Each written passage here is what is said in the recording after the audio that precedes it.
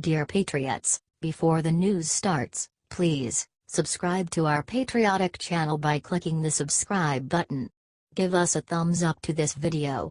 Don't forget to leave your opinion below in the comments section. Share the news on Facebook and Twitter so your friends see it. Thank you. It's outrageous. CNN's Van Jones attacks President Trump for sharing story of his brother's alcoholism. President Trump recently addressed the awful opioid crisis in this county.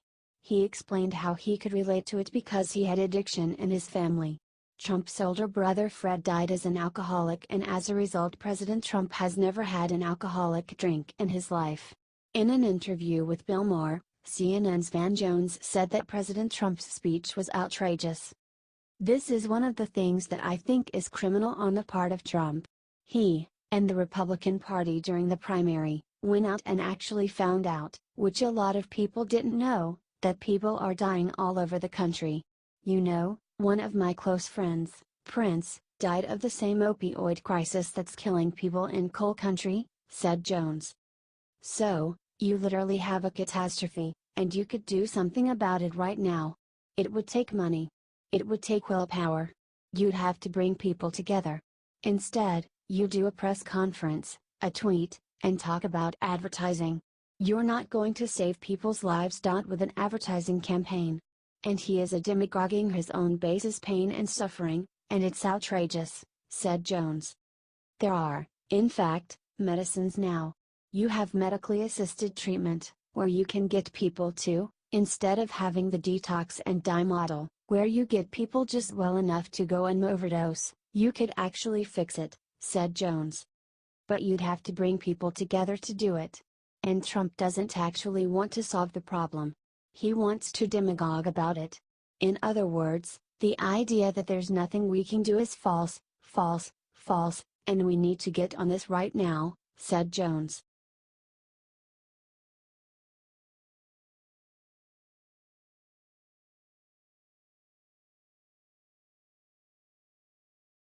The problem in the world today is we love our boys. Michelle Obama makes disgusting speech against men. Michelle Obama made an anti-male speech at the Obama Foundation Summit. She called men entitled and self-righteous. She even scolded parents for raising their male children to feel too loved. She started by attacking men who think they have gender-based problems. "Y'all should get you some friends. Get you some friends and talk to each other, because women straighten each other out on things," said Michelle. "Y'all need to go talk to each other about your stuff because there's so much of it. It's so messy. Just talk to each other about why you're the way you are." She then attacked how parents raise children. "The problem in the world today is we love our boys and we raise our girls, you know? We raise them to be strong, and sometimes we take care not to hurt men, and I think we pay for that a little bit," said Michelle. "So we should be hurting our young boys more? It's powerful to have strong men, but what does that strength mean? Does it mean respect? Or are we protecting our men too much so they feel a little entitled or a little self-righteous sometimes?" said Michelle. Are you glad that she is permanently out of the White House?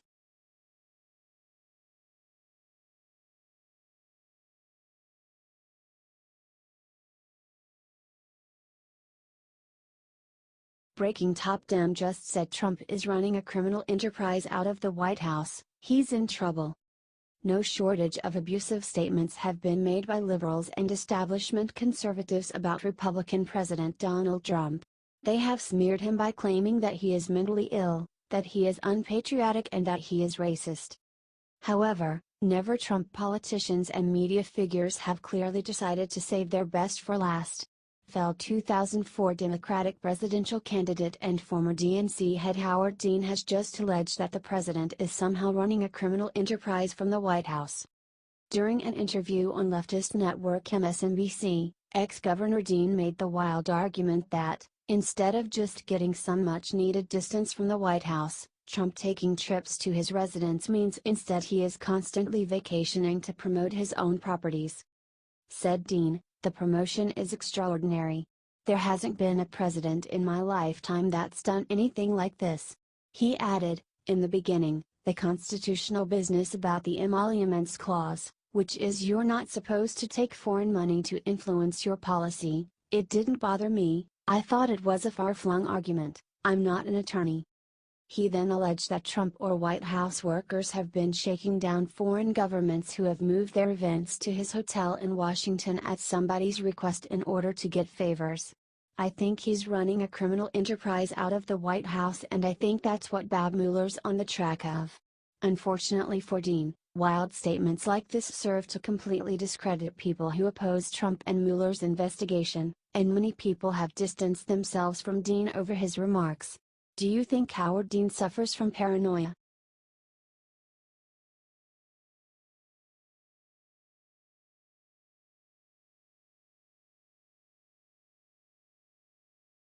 Fox host just trashed Don Lemon and called CNN a dog whistle for race baiting, anti-Trump bigots. CNN host Don Lemon is probably the very worst of liberal media personalities when it comes to claiming that completely racially neutral statements that Republican President Donald Trump and other Republicans in Washington, D.C., are somehow racially motivated. For example, Lemon recently claimed on his show that President Trump's encouragement for Christians to defy political correctness and say Merry Christmas around Christmas time was somehow a dog whistle to white people who support him. On Fox News' Hannity, guest host David Webb and his guest Todd Starnes forcefully hit into Lemon for his baseless claims. Joked David, "You know, I forgot to bring my dog whistle. I usually have that on my radio show to blow whenever I hear that phrase." Todd followed this up by saying, "So let me say something about Don Lemon and, quite frankly, CNN.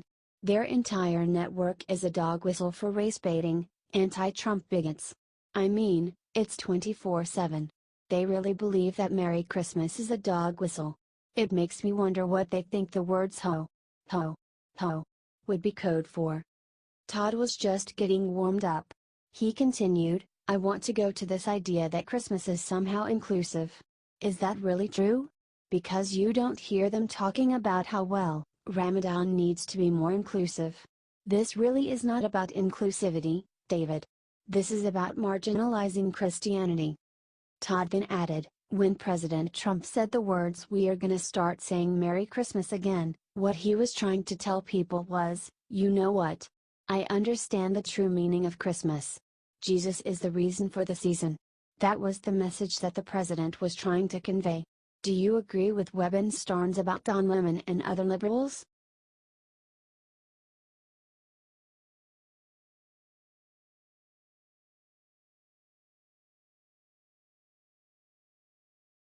Insider reveals how much pot Obama has smoked since leaving office. It gets worse. Former Democratic President Barack Obama has admitted to his drug use in the past, and it looks like he is back to his old ways now that he has been relieved of the pressures of serving as U.S. President. Journalist Ed Klein, who has extensively covered the Clintons and the Obamas, recently shared what he heard from an inside source about Barack's post-presidency activities in his new mansion in the exclusive Kalorama neighborhood in Washington, D.C. Described Klein in an article, Barack Obama has adamantly refused to heed the pleas of his party to lead the resistance against Donald Trump and instead spends much of his time at his home just blocks from the White House playing video games, chatting on the phone with celebrity pals, smoking marijuana and popping cannabis-infused gummy bears. Ed then quoted his source, who chose to remain nameless, writing about Obama, "He gets the weed from friends who visit him. I was told he keeps a small stash in his bedroom." The former president and first lady have separate bedrooms in their Kalorama mansion. He has rolling papers and hasn't forgotten how to roll a joint. Sometimes he'll smoke in his bedroom, and sometimes in the backyard. But mostly he does it when he's traveling.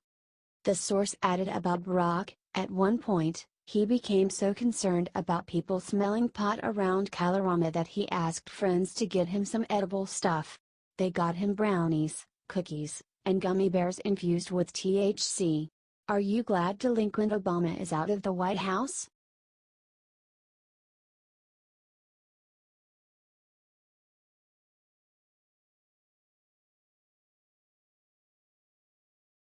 Is Whoopi Goldberg high? Watch confusing statement on NYC terror attack, the first one we've really endured.